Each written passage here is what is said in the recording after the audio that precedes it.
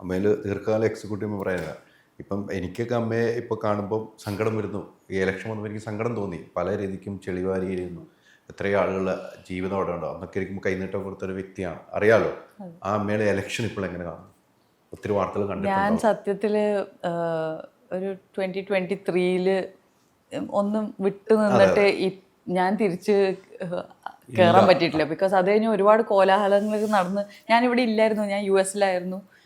എനിക്കിപ്പോൾ സത്യം പറഞ്ഞാൽ ഇൻവോൾവ് ആവാൻ തോന്നുന്നില്ല. എനിക്ക് നടക്കുന്ന കാര്യങ്ങളൊക്കെ അറിയുന്നുണ്ടെങ്കിലും എന്തോ അവിടുത്തെ എനർജി വളരെ സ്കാറ്റേർഡ് ആണ്. ഒരുപക്ഷെ എല്ലാം നല്ലതിനായിരിക്കും. ബിക്കോസ് എപ്പോഴും നമ്മളൊരു ഇങ്ങനെ സ്റ്റാഗ്നൻ്റ് ആയിട്ട് കിടന്ന ഒരു കാര്യത്തിൽ, അതായത് ഇങ്ങനെ എന്താ പറയുക, ഈ ഒഴുക്കില്ലാത്ത വെള്ളത്തിന് മലയാളത്തിലുള്ള വാക്കുണ്ടോ, ഇംഗ്ലീഷിൽ സ്റ്റാഗ്നൻറ്റ് വാട്ടർ എന്ന് പറയും. അത് നാച്ചുറലി ഒരു കാര്യത്തിൽ സംഭവിക്കും. ബിക്കോസ് അത് കുറേ കാലമായിട്ട് അങ്ങനെ ആയി.